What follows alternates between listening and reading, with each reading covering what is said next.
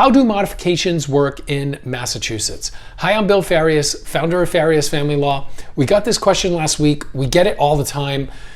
This woman who has had a judgment in place through the probate and family court for a couple of years now wants to change it because circumstances are different. The parenting plan is not working out, and also she believes that there should be a change in the child support amount. So the way that this works is there are a couple of different categories in Massachusetts, but anytime somebody is looking to change a court order, that's called a modification. And so we're going to break this down into a couple of different components and sections. First of all, are you entitled to a modification? Let's first talk about child-related issues. Child-related issues are always modifiable, whether or not it's specified in the agreement or the judgment. And the point is, the courts always want to have or want to give the parties access in the event that something changes, and making a change is in the best interest of the children. So as long as the kids are not emancipated, any order, any judgment related to the children is modifiable. But that doesn't mean that you have a viable modification case.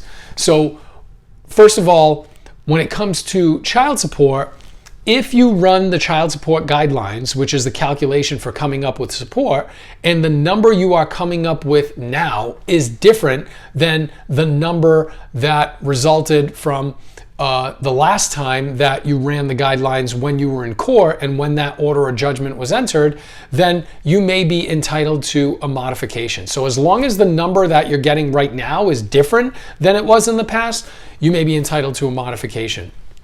One caveat is if you deviated from that number in the past to come up with the judgment or the order, and the reason for that deviation is still present, then that's something that the court will also consider.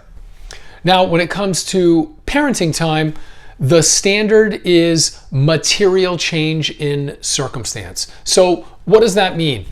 It's not easy to define, but just think of it as a minor change is not going to be enough, right? It has to be a material change. It has to be a substantial change.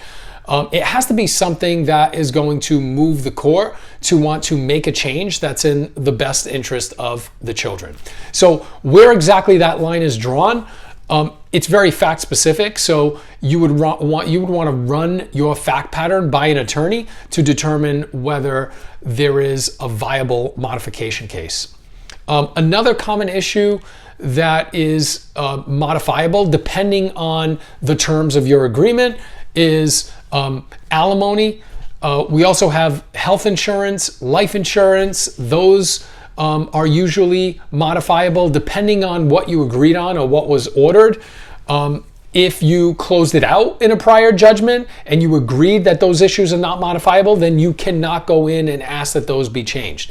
But most of the time, those issues are left open for modification in case circumstances change. So how can you change them?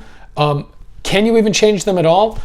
Again, the test is for these non-child related issues, the same as for parenting time. It's material change in circumstances. So if there is a material change, for example, in your income, and you have an alimony issue, then it may be that you're entitled to a modification.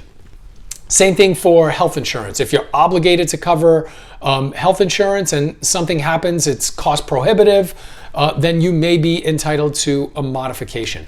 But the test is material change in circumstances. And just like with child-related issues, you want to make sure that you have a viable case before you rush in and file a modification. Because where we've seen this go wrong is people don't consult with an attorney, they rush in, they file a modification, and what happens is when you bring another individual into court on a modification, you are subjecting yourself to a counterclaim. So in some cases, there is a cost of doing this. Some people just think, well, just let me take a shot. If it doesn't work, it doesn't work. And that is short-sighted because there could be issues that the other party can counterclaim on, and you can end up embroiled in litigation when it wasn't necessary or it's not helping you.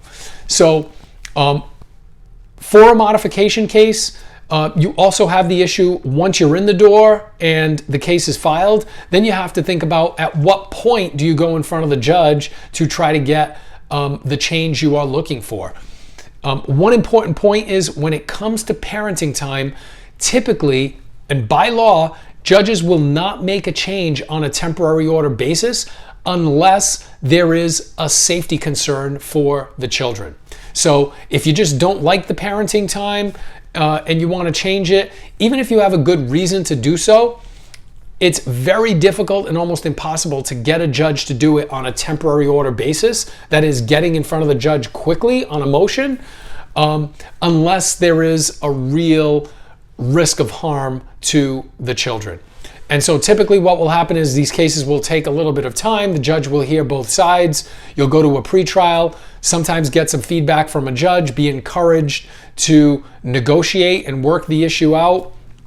But it doesn't always happen quickly. So whether you can get a change done at all, and whether you can get it done cost effectively, whether it's even worth it to file, is definitely something you should run by an attorney before you rush into court. If you have any questions about modifications, you can contact us at 508-675-0464. You can email us at info@fariasfamilylaw.com.